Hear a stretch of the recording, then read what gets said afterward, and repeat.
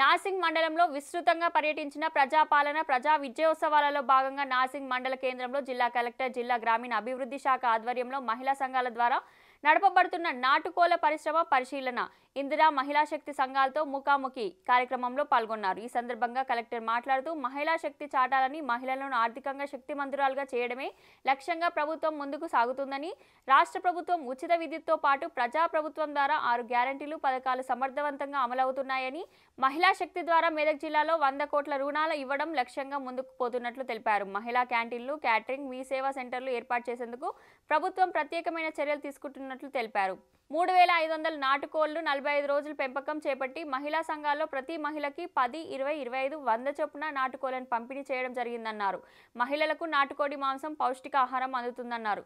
మహిళలను ఉన్నత స్థానంలో నిలబెట్టేందుకు ప్రభుత్వం కృషి చేస్తుందని తెలిపారు. ప్రభుత్వం మహిళా సాధికారతను పెద్దపీట వేస్తుందని, మండల కేంద్రంలో మహిళలకు పౌల్ట్రీ ఫారం ఏర్పాటు చేయడం జరిగిందన్నారు. ఈ కార్యక్రమంలో జిల్లా గ్రామీణ అభివృద్ధి అధికారి Srinivas, MPDO Anand, additional DRDO Saraswati, DPM Prakash, సంబంధిత అధికారులు తదితరులు పాల్గొన్నారు. అంటే వాళ్ళకి 6 months సార్, యాక్చువల్గా 5 to 6 months వాళ్ళు అమ్ముకుంటారు.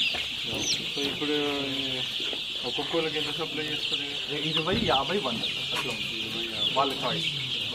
సో వాళ్ళకి ఎంతకు తీసుకుంటారు? వాళ్ళకి 110 తీసుకుంటారు సార్. 110 తీసుకుంటారు. వాళ్ళు 600 to 1000 రూపీస్ 4 months. సో 110 అంటే ఇప్పుడు మీకు ఎంత పడుతుంది? 35 రూపీస్.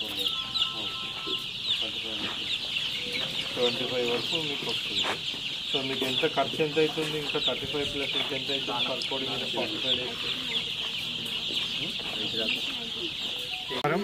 సో మనందరికీ కూడా తెలుసు, తెలంగాణ ప్రభుత్వ తెలంగాణ ప్రజాపాలన దినోత్సవం మనము జరుపుకుంటూ ఉన్నాం.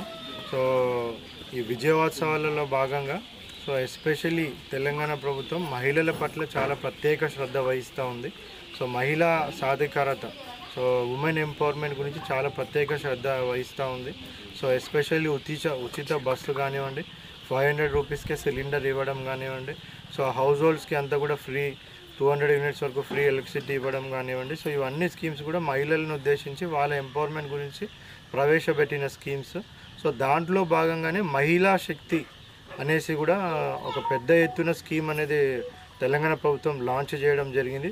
దాంట్లో భాగంగా మనం ఏవైతే మనం ఎస్హెచ్జి ఉమెన్స్కి లోన్స్ ఇస్తామో ప్రత్యేకంగా దాంట్లో ఒక సపరేట్ వింగ్ లాగా ఎస్టాబ్లిష్ చేసి ఇప్పుడు ప్రస్తుతం మన జిల్లాలో 347 crores వరకు కూడా మహిళా సంఘాలకు అంతా కూడా రుణాలు ఇవ్వడం జరిగింది. దాంట్లో మహిళా శక్తికే ప్రత్యేకంగా 100 కోట్ల వరకు కూడా మేము లోన్స్ ఇవ్వడం జరుగుతూ ఉంది. పౌల్ట్రీ యూనిట్ ఎస్టాబ్లిష్ చేసిన మహిళకు సొంతంగా ఆదాయం రావడం అదొక ఎత్తు అయితే, ఇక్కడ నుంచి ఎవరైతే తీసుకొని వెళ్ళినారో సో 20 కోట్లు కానివ్వండి, 30 కోట్లు కానివ్వండి, 50 కోట్లు కానివ్వండి, 100 కానివ్వండి, సో వాళ్ళకి పెద్దగా వాళ్ళకి దాన్ని పెంచి పోషించాల్సిన అవసరం లేదు. మనం నార్మల్ పౌల్ట్రీ చూసుకున్నట్టయితే సో వాటిలో ఏంటి అనేసి అంటే మనకి ఆ దానా వేయడం అవి మెయింటెనెన్స్ ఖర్చులు చాలా ఉంటుంది. అదే మనకి నాటుకోళ్ళు అయితే అంత మెయింటెనెన్స్ ఏమి ఉండదు.